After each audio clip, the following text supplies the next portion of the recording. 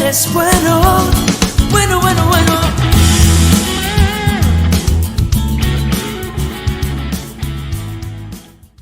¿De qué se trata el cristianismo? En forma de pregunta. O sea, ¿de qué se trata el cristianismo? Y eso es lo que vamos a estar manejando en reflexión a este pasaje bíblico. Y dice así la palabra en el nombre del Padre, del Hijo y del Espíritu Santo. Antes de la fiesta de la Pascua, sabiendo Jesús que su hora había llegado para que pasase de este mundo al Padre, como había amado a los suyos que estaban en el mundo, los amó hasta el fin. Y cuando cenaban, como el diablo ya había puesto en el corazón de Judas Iscariote, hijo de Simón, que le entregase, sabiendo Jesús que el Padre le había dado todas las cosas en las manos y que había salido de Dios y a Dios iba, se levantó de la cena y se quitó su manto y tomando una toalla se la ciñó. Luego puso agua en un lebrillo y comenzó a lavar los pies de los discípulos y a enjugarlos con la toalla con que estaba ceñido. Entonces vino a Simón Pedro y Pedro le dijo: Señor, ¿tú me lavas los pies? Respondió Jesús y le dijo: Lo que yo hago, tú no lo comprendes ahora, mas lo entenderás después. Pedro le dijo: No me lavarás los pies jamás. Jesús le respondió: Si no te lavare, no tendrás parte conmigo. Le dijo Simón Pedro: Señor, no solo mis pies, sino también las manos y la cabeza. Jesús le dijo: El que está lavado no necesita sino lavarse los pies, pues está todo limpio, y vosotros limpios estáis, aunque no todos. Porque sabía quién le iba a entregar, por eso dijo: No estáis limpios todos. Así que después que les hubo lavado los pies, tomó su manto, volvió a la mesa y le dijo: ¿Sabéis lo que os he hecho? Vosotros me llamáis maestro y señor, y decís bien, porque lo soy. Pues si yo, el Señor y el Maestro, he lavado vuestros pies, vosotros también debéis lavaros los pies los unos a los otros. Porque ejemplo os he dado, para que como yo os he hecho, vosotros también hagáis.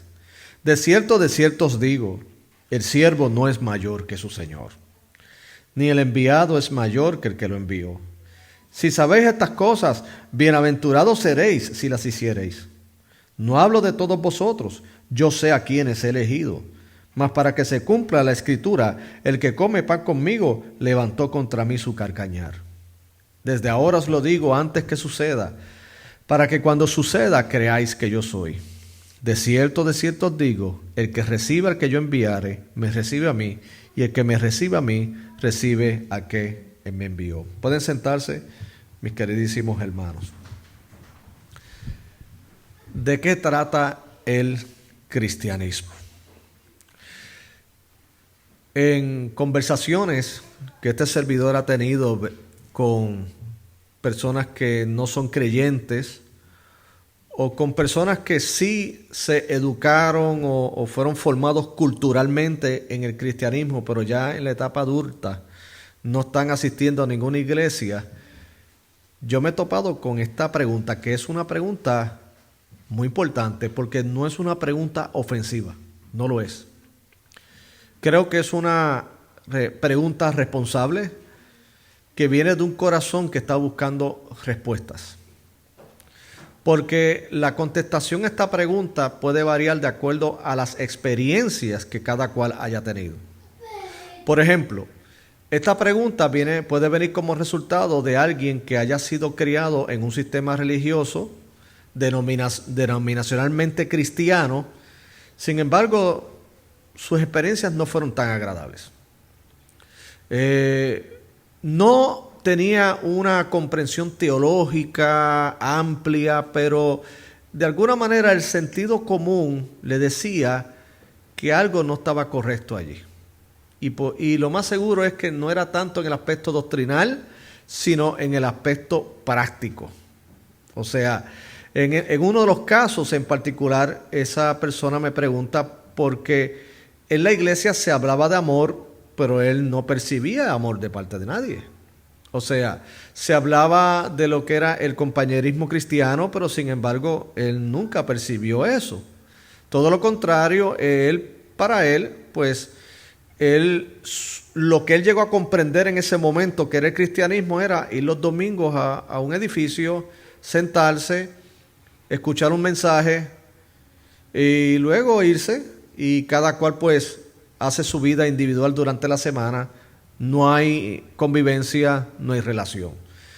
Entonces recuerdo que esta persona, una vez que se enteró que yo era pastor, porque siempre llega la pregunta cuando estoy haciendo este tipo de acercamiento con el fin de evangelizar, me preguntan: ¿y a qué tú te dedicas? A veces tengo temor de decirlo, no porque me avergüence lo que hago, al contrario, yo estoy muy orgulloso de lo que hago. Es que yo sé que hay unos prejuicios sociales. Y cuando yo digo soy pastor, inmediatamente algunos me miran con asusto. Algunos que ya dejan de reírse conmigo porque dicen: no, espérate, él es el pastor, el reverendo, no puedo, cuidado, no vaya a ser que me caiga una maldición por echar un chiste con él.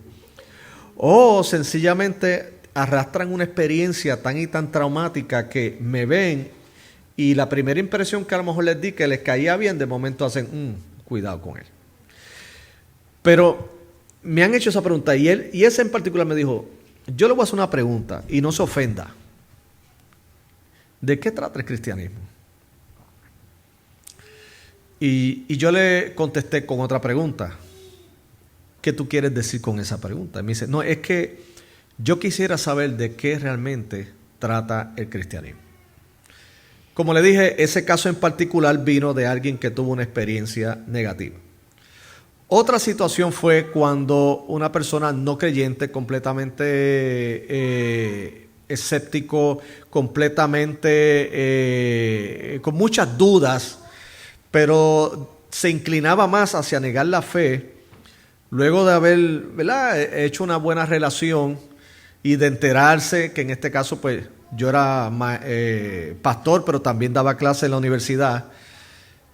Él viene y me dice: mira, yo te voy a hacer una pregunta bien honesta, porque yo tengo mis serias, no solo dudas, sino discrepo mucho del cristianismo.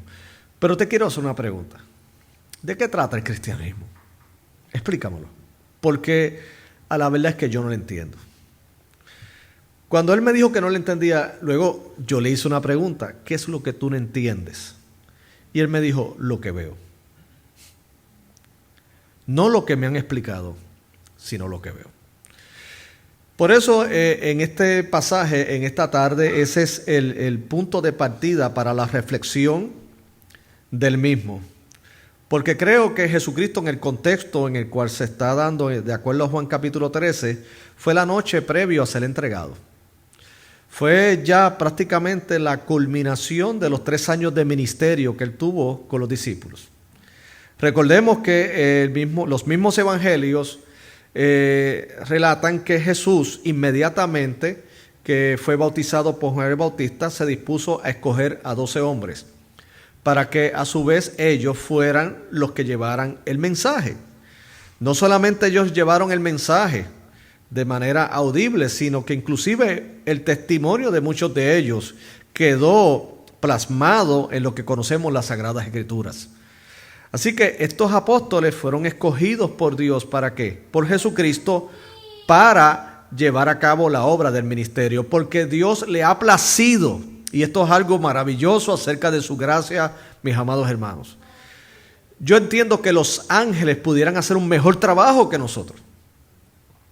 Yo entiendo que si Dios le hubiera delegado la tarea de plantar iglesias y de la evangelización a los ángeles, lo hubieran hecho muchísimo mejor que nosotros.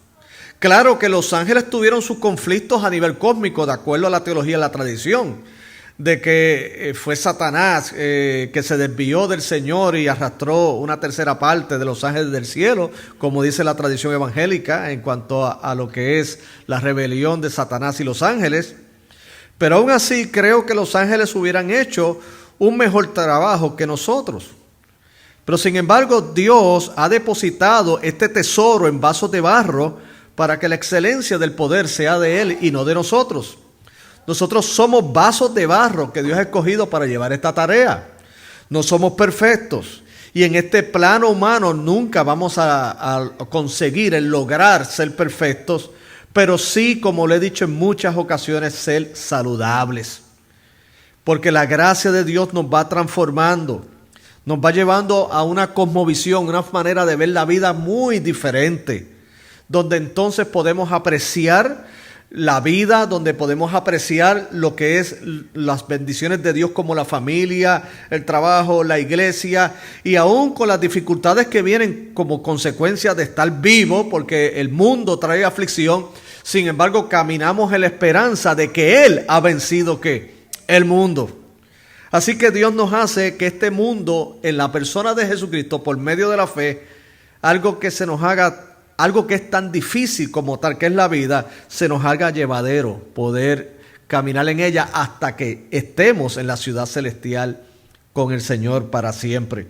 Pero entonces escogió a estos discípulos, los entrenó por 3 años. Y el entrenamiento de Jesucristo fue lo que se llama hoy día el discipulado. Claro que a mi juicio es muy diferente al discipulado que Jesucristo dio, porque para muchos hoy el discipulado solamente se limita a una reunión semanal para estudiar el último libro de moda. Y entonces pues cada cual da sus opiniones de ese libro y se cerró el discipulado. De hecho, eso no es un discipulado, eso básicamente pues es un lindo ejercicio intelectual de poder apreciar las ideas de otro hermano de la fe que escribe ese libro sobre sus reflexiones, y asimismo entonces nosotros nos edificamos y seguimos. Pero el discipulado, de acuerdo a Jesucristo, fue haberlos escogido, haber estado con ellos y luego los envió a predicar. O sea que tenía que ver con una relación. Hemos dicho en otras exposiciones que el método de enseñanza de Jesucristo es sumamente perfecto y práctico. ¿Por qué perfecto? Porque proviene de Él. Y segundo, práctico, porque Él no solamente les enseñaba la teoría, sino que los exponía a diferentes experiencias. Entre esas experiencias es que ellos participaron mientras se discipulaban en la predicación del Evangelio. Mientras se discipulaban, participaron de poder orar por las personas, de poder ver grandes bendiciones, pero también de participar de fracasos. Óigame, porque los discípulos, mis queridos hermanos, eran imperfectos. Cristo no, pero ellos sí. Y hubo casos donde ellos, aún con las mejores intenciones del mundo, trataron de hacer lo mejor posible, como fue el caso del hijo de un caballero que tenía una condición, que algún día se arrojaba en el fuego, otra en el agua, y Jesucristo estaba en el monte de la transfiguración con 12 de sus discípulos, y ese hombre en desesperación se lo llevó a ellos, pero ellos no pudieron hacer nada. Y cuando Jesús llegó, lo primero que recibió fue la queja y la frustración de ese padre, que le dice: oye, se lo traje a tus discípulos y no pudieron hacer nada. Y Jesús dijo: mira, tráemelo a mí, yo resuelvo esto. Él resolvió ese asunto. Pero los discípulos muy humildemente le preguntaron: Jesús, ¿por qué no pudimos? Y entonces Jesús le contestó y le explicó cuál era esa situación en particular y la enseñanza. ¿Qué es lo que quiero decir con todos estos ejemplos? Mis queridos hermanos, el cristiano y el discípulo va aprendiendo. Esto no es algo que uno se gradúa, esto es algo que nos va a acompañar por el resto de la vida hasta que estemos en la eternidad con el Señor. Y Él no solamente participa de nuestras victorias, pero también de nuestros fracasos. Que yo diría que no son fracasos si se los llevamos a Jesús. Porque cuando tú puedes tener un fracaso tanto en tu vida o en tu toma de decisiones, pero sin embargo es fracaso si tú te quedas sin buscar ayuda de Jesús. Ahí es un verdadero fracaso. Pero si yo tomo esa experiencia negativa o ese mal desempeño que pueda hacer en ciertas áreas y yo voy donde Jesús, ¿por qué yo no pude hacerlo? ¿Qué pasó? Y entonces Dios en su gracia viene y nos contesta y nos educa, pues seguimos formándonos espiritualmente, seguimos creciendo espiritualmente. Él perfecciona la obra que ha comenzado en nuestras vidas. Así que lógicamente no queremos fracasar. Pero quiero que sepas que si aún fracasamos en un área, ya sea familiar, ya sea ministerial, ya sea en el área laboral, óigame, fracaso es si tú te quedas con esa experiencia y no buscas del cielo la contestación y la respuesta de por qué ocurrió. Entonces aprendes del Señor y te sacudes los pies y sigues caminando en nombre de Cristo. Porque para el Señor todas las cosas son nuevas y sobre todas las cosas Dios no desperdicia ni mis victorias, ni mis derrotas. Dios no desperdicia en la vida de sus hijos ni sus sonrisas ni sus lágrimas, ni sus alegrías ni sus penas. Todo ello para el Hijo de Dios, de acuerdo a Romanos 8:28, obra para bien a los que conforme a su propósito son ¿qué? Llamados. Entonces, todo esto lo voy exponiendo para llevar a lo que vamos en Juan capítulo 13. Y es que Jesús le estaba enseñando a los discípulos de manera que oral, pero al mismo tiempo los exponía a un buen laboratorio. Y ya aquí en Juan capítulo 13, ya a las vísperas de él ser entregado para morir en la cruz del Calvario, yo entiendo que este acontecimiento viene a ser una recapitulación de todas las enseñanzas que él dio a los discípulos durante esos 3 años, específicamente acerca de lo que es el cristianismo en cuanto a carácter y en cuanto a mensaje. Es como magistralmente un maestro termina su lección. Y aquí lo hizo pues de una manera sumamente propio de Jesús, de una manera controversial. Mi hermano, la Biblia es fantástica. La Biblia, cuando tú la entiendes en su contexto, resulta fascinante. No solamente porque es la palabra de Dios, sino que tú entiendes que Jesús utilizó acciones y hasta parábolas que eran controversiales para su audiencia inmediata, para captar su atención y llevar un mensaje contundente. ¿Qué fue la controversia que hizo Jesús aquí? Bueno, aquí él iba a compartir y a convivir con sus discípulos. Ya estaba a vísperas, como le dije, de su muerte. Por lo tanto, ya le estaba preparando el camino. Y entonces hace algo sumamente espectacular. Y es que él sencillamente sorprende a sus discípulos haciendo las funciones que eran o de un esclavo, o de una esposa, o de un niño. ¿Ok? Repito, aquel hizo lo que era propio o de un esclavo, o lo de una esposa, de acuerdo al contexto bien patriarcal que estaba allí en ese tiempo, o lo que inclusive le tocaba a los niños, pero no le tocaba a un hombre de autoridad en su hogar. A ese no le tocaba eso. No. ¿Y qué era lo que hizo? Lavó los pies. Le lavó los pies a los discípulos. Eso era, como le dije, muy común en ese tiempo. Ellos llegaban a los hogares y como parte de esa hospitalidad le lavaban los pies a ellos. Pero no lo hacía el hombre de la casa. No lo hacía el jefe del lugar, si fuera sido un negocio. Eso le tocaba a alguien de rango menor. En este caso, un esclavo. En este caso, y en el contexto de ellos, una esposa. En este caso, un niño. Pero el hombre no lo ibas a ver haciendo eso.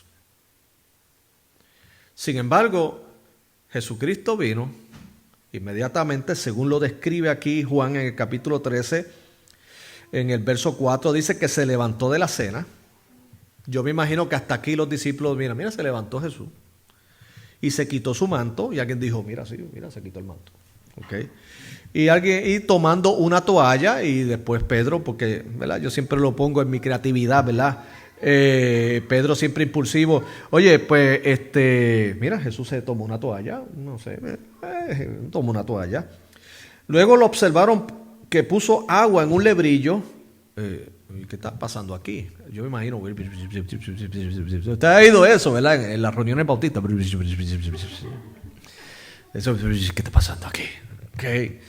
Y luego comenzó a lavar los pies de los discípulos y a enjugarlos con la toalla con que estaba ceñido. Escandaloso, controversial.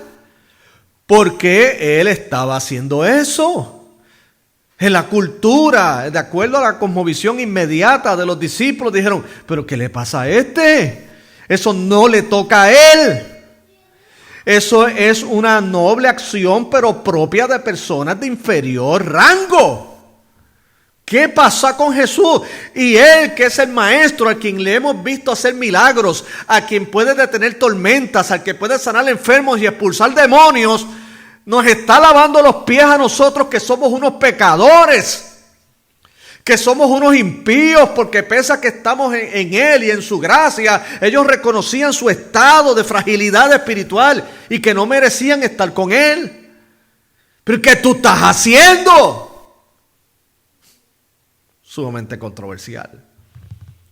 Yo le aseguro que sería bien controversial si algún CEO de una compañía, sin presencia, lógicamente, de celulares y cámaras, tuviera una acción así tan humilde, no solo de lavar pies, pero sino de hacer otras funciones mucho más humildes.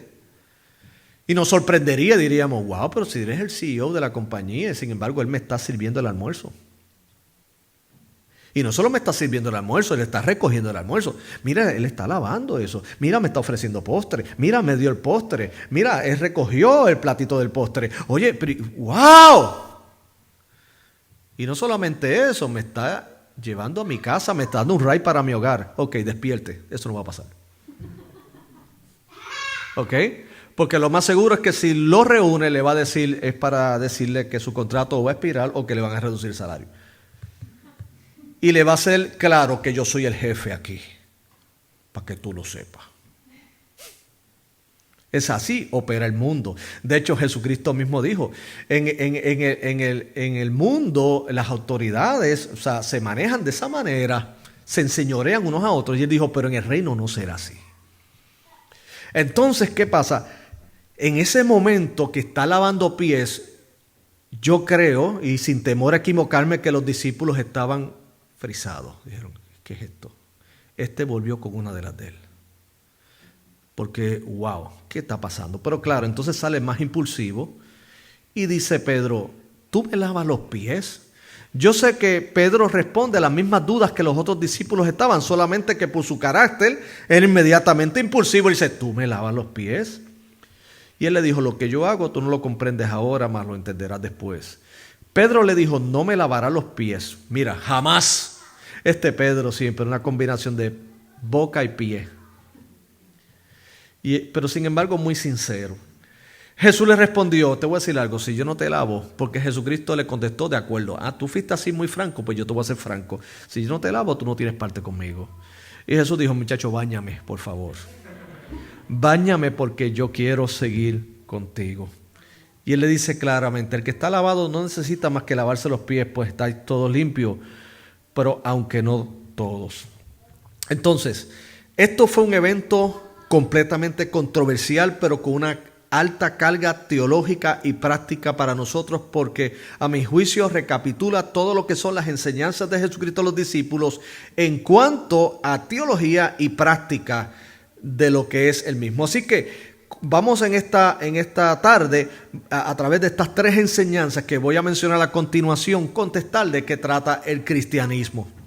Por si también no solamente ustedes y los que me ven a través del canal de YouTube puedan tener alguna duda, pueda ser contestada. Pero más importante, si tu caso es que no conoces a Cristo, es que puedas venir a los pies de Cristo en este día. Lo primero, mis queridos hermanos, es que yo puedo apreciar del pasaje que el cristianismo es primeramente acerca de ser un siervo de Dios. Un siervo. Escuche bien, siervo. Y claro, este concepto dentro de nuestro lenguaje evangélico ha perdido fuerza. Porque ya es tan común, debe decirle, hay palabras y conceptos que cuando se usaron inicialmente tenían una carga para el que lo escuchaba. Pero luego como que con el uso tan rutinario se pierde. Por ejemplo, en nuestra cultura evangélica decimos el siervo de Dios, oye, siervo, se utiliza en una iglesia, mira, siervo a tu hermano, y qué bonito. Pero sin embargo, el siervo, el concepto hacia la persona que te diriges como que parece una paradoja. ¿Por qué? Porque etimológicamente hablando, siervo es un esclavo y que conlleva en sí mismo humildad. Servicio. O sea, siervo es aquel que no solamente goza de un estado humilde, sino que al mismo tiempo su función primaria es servir. Pero ¿qué pasa? Hoy nos dirigimos a otros y prácticamente siervo viene a ser más un título que una descripción de una persona. O sea, el siervo de Dios. Y ese siervo de Dios llega, mi hermano, con un reloj de $10,000. ¿Me entiendes? Ese siervazo. ¿Entiendes?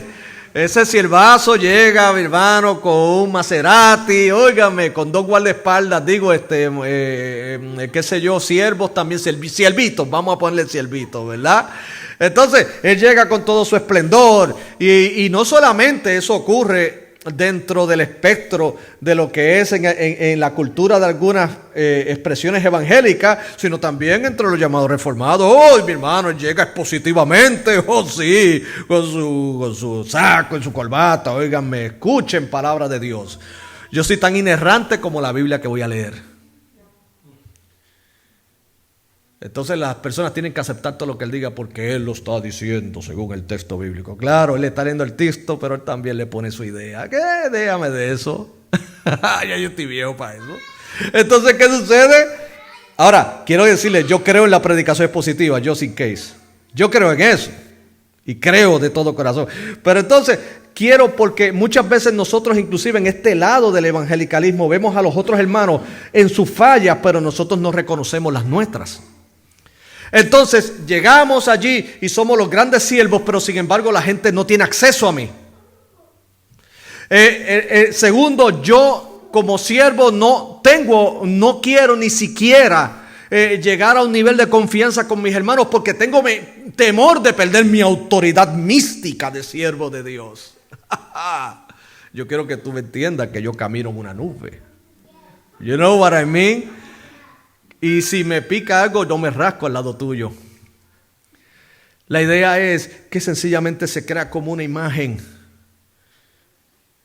Y entonces ahí pierde ¿qué es el cristianismo? No nos damos cuenta que nuestras tradiciones y nuestros sistemas van opacando el mensaje que nosotros queremos promover. Porque si yo hablo y digo que Jesucristo es el Señor y es el siervo sufriente, el siervo no es mayor que su Señor. Yo no puedo proyectar ser menos humilde que Cristo. No solo proyectarlo, serlo.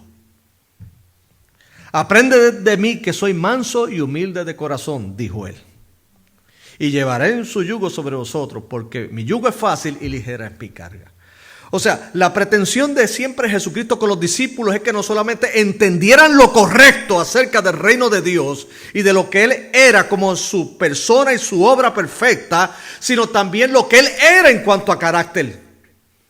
¿Y cuál era su carácter? Servicio. ¿Cuál era su carácter? Que aún siendo Dios, no estimó el ser igual a Dios como cosa que aferrarse, sino que se despojó a sí mismo, tomando forma de siervo y siendo en forma de hombre, se hizo obediente y en muerte de cruz, para que en el nombre de Jesús se doble toda rodilla de lo que está en los cielos y en la tierra, y dejó la tierra. Eso es el cristianismo. El cristianismo es vivir encarnacionalmente. O sea, Cristo mismo se encarnó, pero no se encarnó simplemente para hacer una proyección trascendental de una divinidad, sino para que entendieran el amor del Padre proyectado en Él mismo. Que cuando vio al leproso se le acercó, que cuando vio a la cananea se le acercó, que cuando aún vio al religioso confundido contestó sus preguntas, como fue el caso de Nicodemo.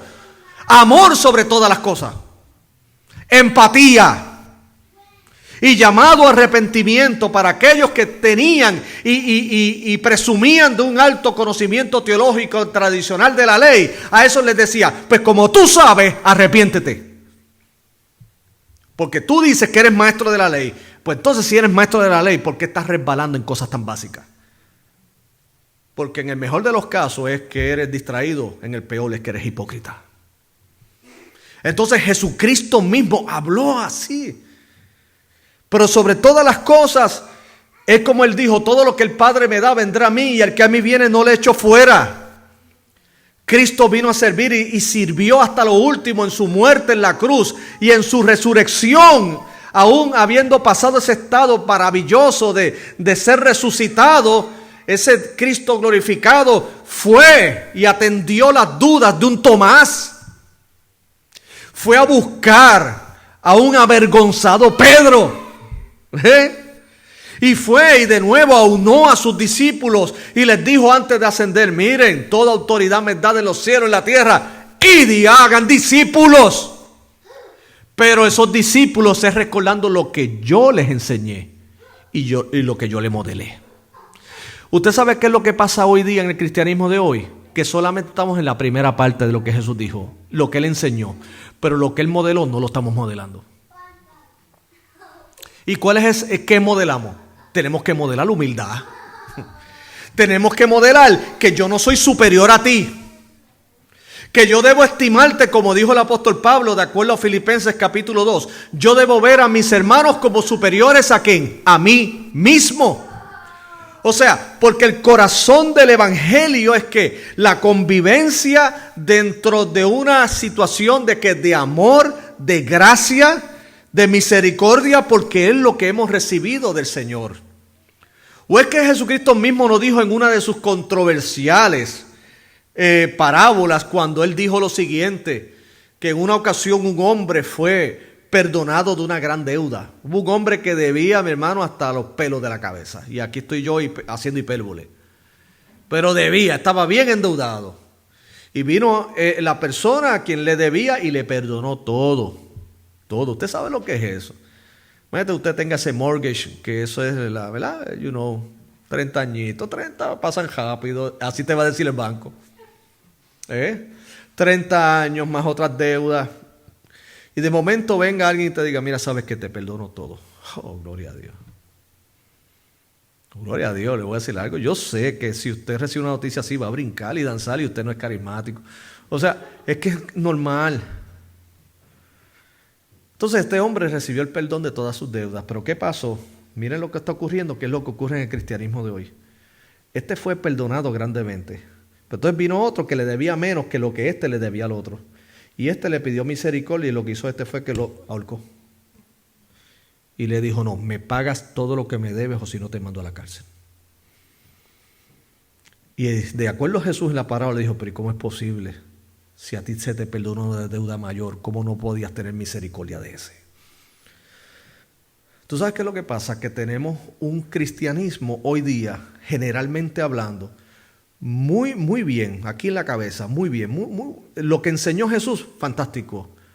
Pero a la hora de mostrar misericordia, no lo vemos.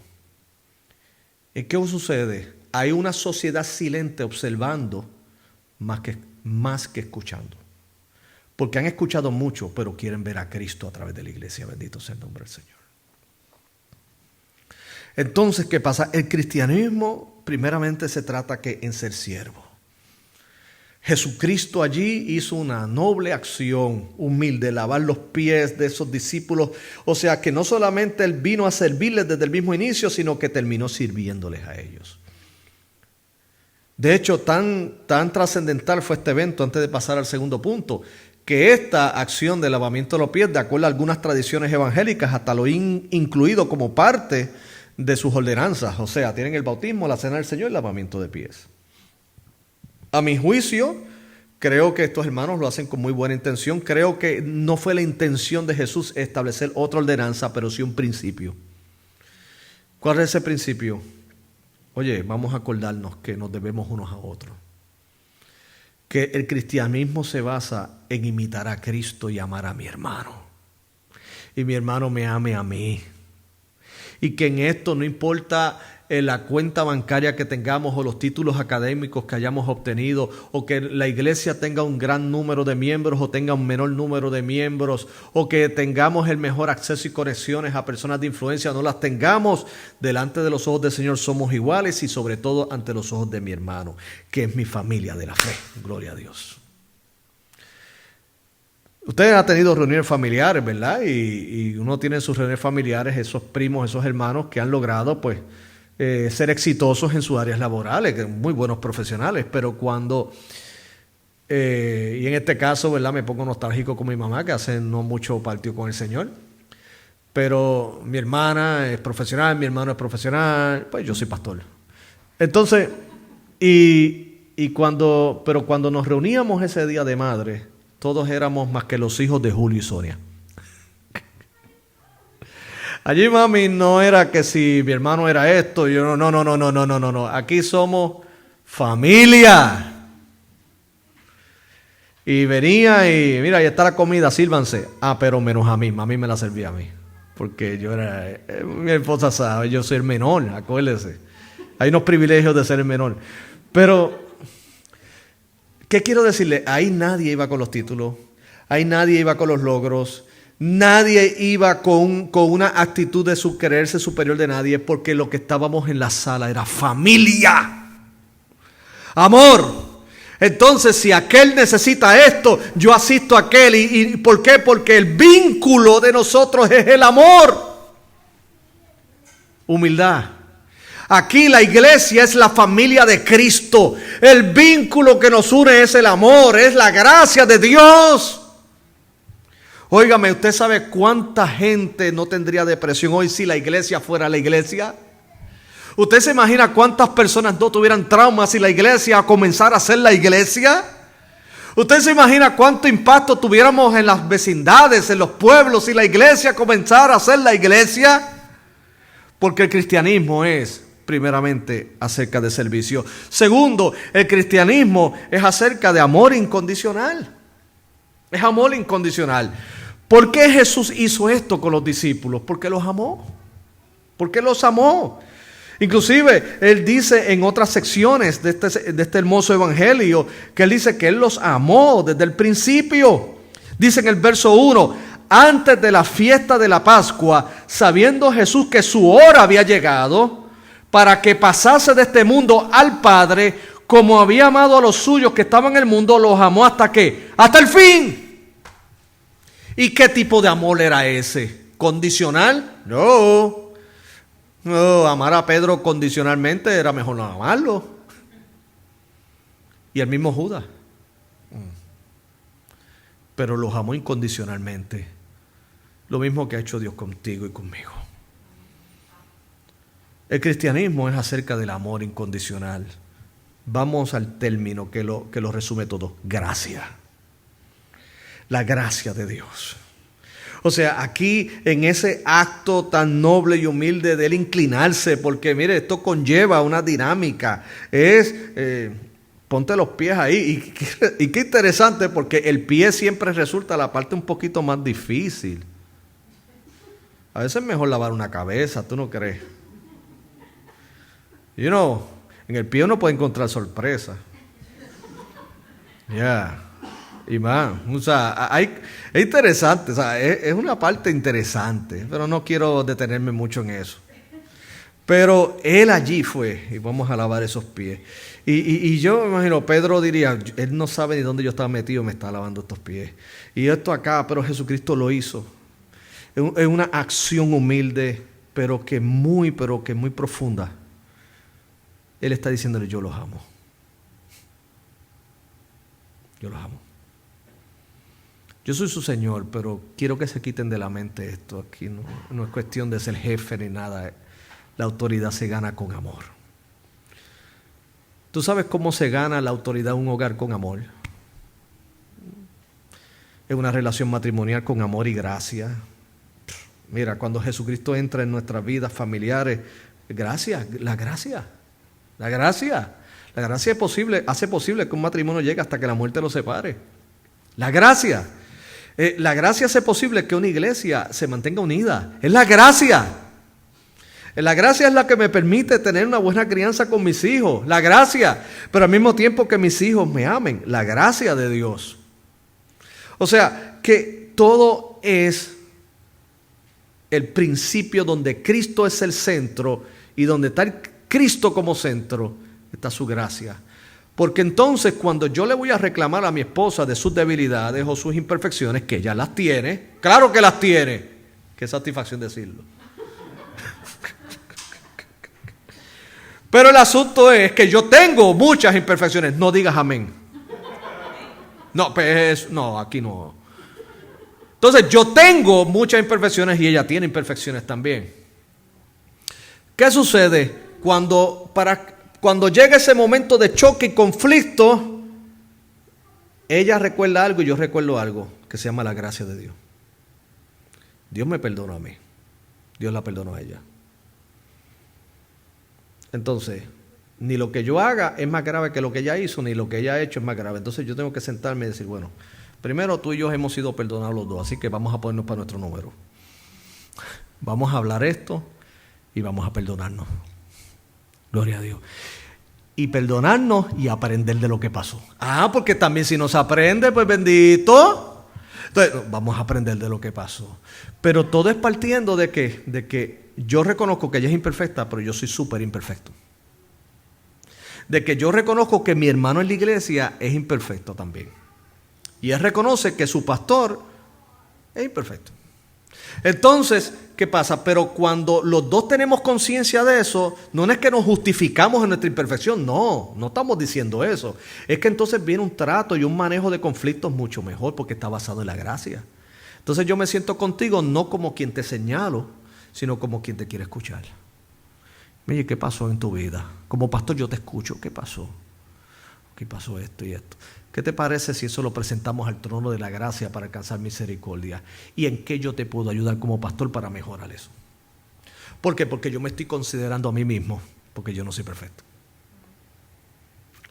¿Qué sucede? ¿Qué es lo que va a tener como, qué se me va a reciprocar luego? Porque hoy yo estoy acá y tú aquí, pero la vida es da una vuelta como una llanta y después yo estoy abajo. ¿Y qué sucede? Cuando yo no he tenido gracia aquí, cuando yo esté acá, ¿por qué la reclamo? Sí, yo no le he dado gracia a nadie. Pero como Dios me ha dado gracia y yo se la doy a los demás, puede que algunos no reciproquen, pero otros sí. Y nos levantamos en el nombre del Señor. La iglesia se basa en esto, en la restauración que viene a través de la gracia de Dios. En otras palabras, Jesús comunica no solamente humildad, sino que le está diciendo, miren, por favor, hasta entre ustedes mismos lávense los pies. Pero ¿qué está diciendo? No tanto el ritual externo. Recuérdense que entre ustedes van a haber diferencias, entre ustedes van a haber lucha, fuera de ustedes también las va a haber. Pero recuérdense con esta humilde acción que estamos bajo la gracia. Y que nos tenemos que amar. Y que si alguno de ustedes luego se siente con un aire de superioridad porque ha evangelizado más cosas que alguien o ha logrado más plantaciones que otro, oiga, cuando se te venga ese momento de altivez, agárrale los pies a tu hermano. Lávaselo. Para que le bajes 2 rayas, como dicen los jóvenes hoy. Le bajas. Antes de ir al último punto, le traigo una ilustración de un famoso predicador. Este predicador trascendió el mundo, o sea, fue un gran predicador, multitudes se reunían para escucharlo, Dios lo utilizaba con poder, pero se mantenía humilde. Y en una ocasión eso llamó la atención porque hay personas que con menos que eso se creen que son el último vaso de Coca-Cola en el desierto. 2 invitaciones a una conferencia y ya ellos se creen que son, olvídate, el último vaso de Sprite. Bueno, no le debo decir marca, ellos no me pagan nada.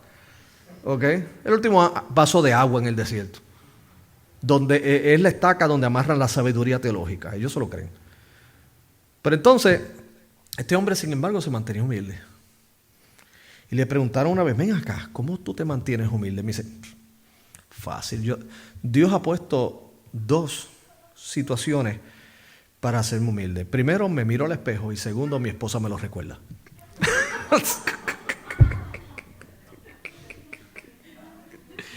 Porque yo impresionaré multitudes, pero mi esposa no.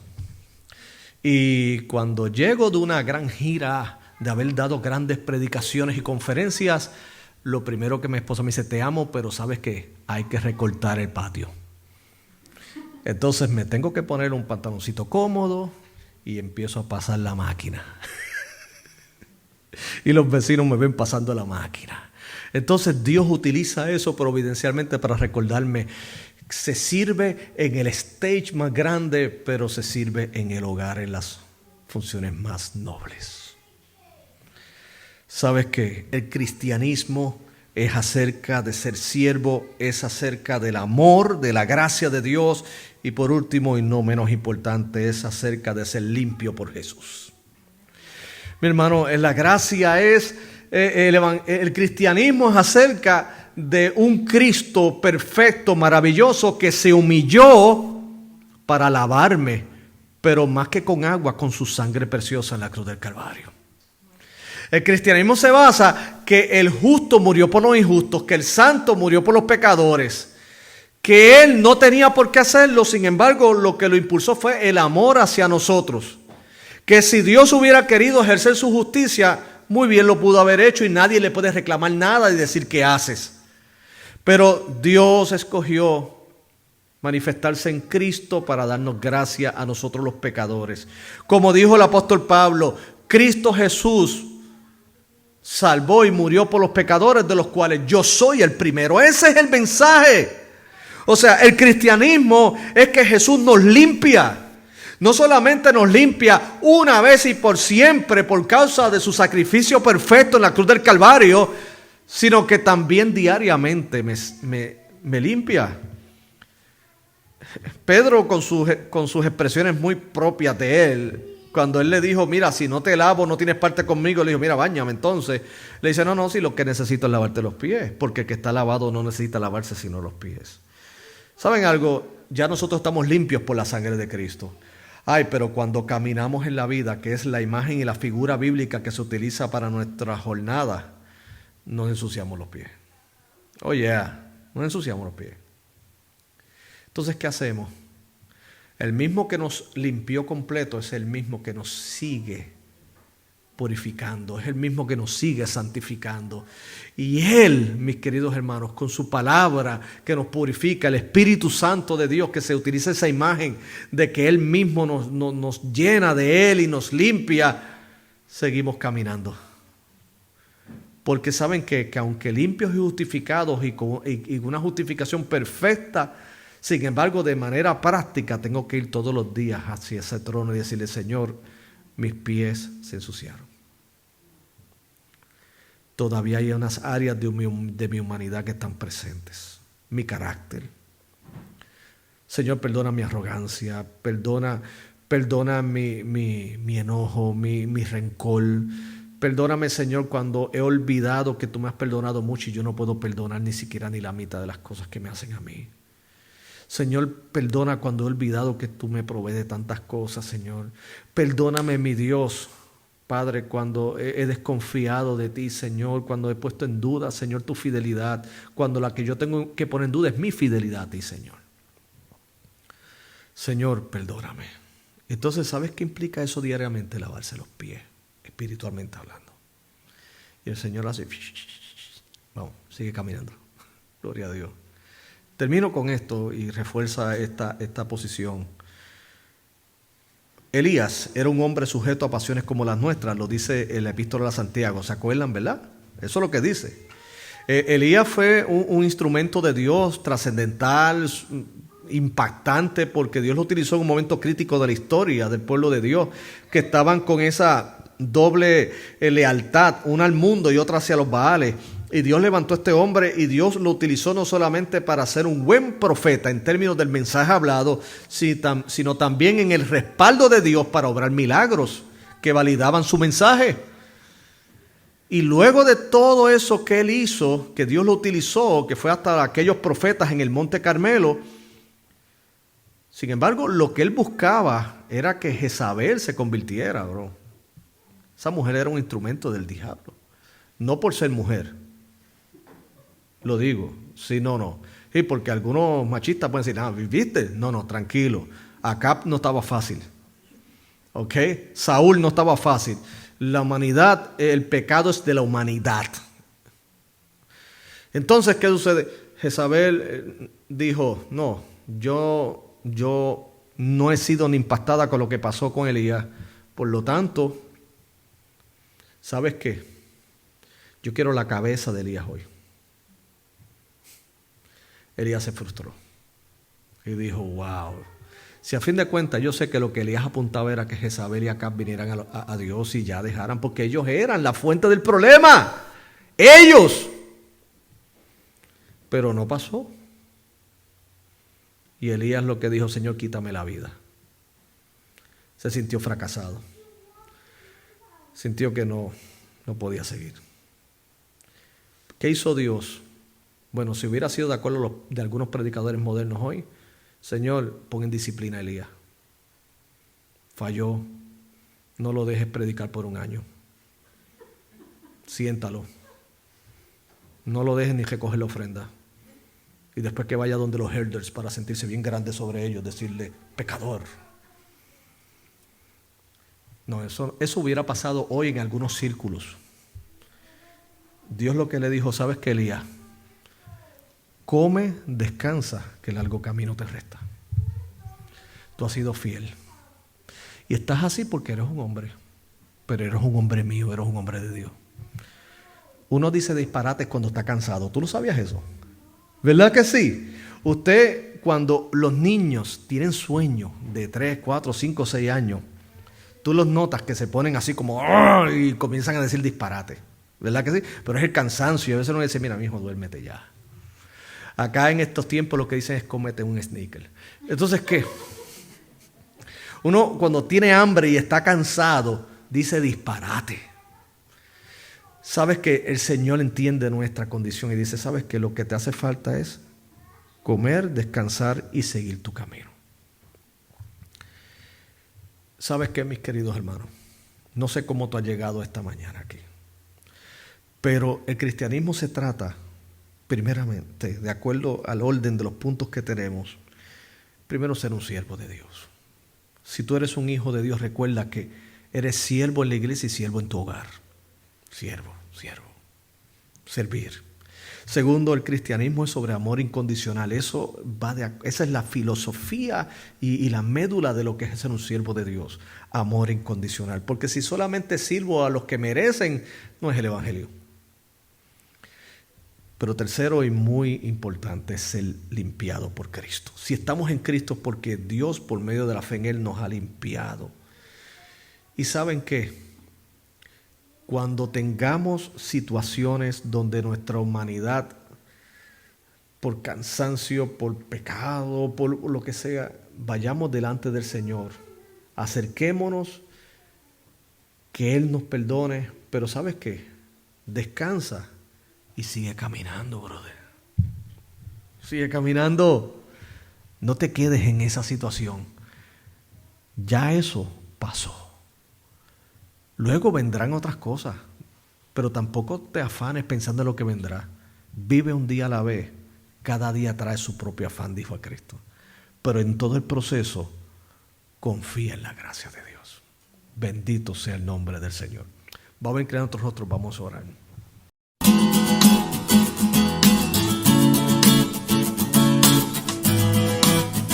Eres bueno, bueno, bueno, bueno.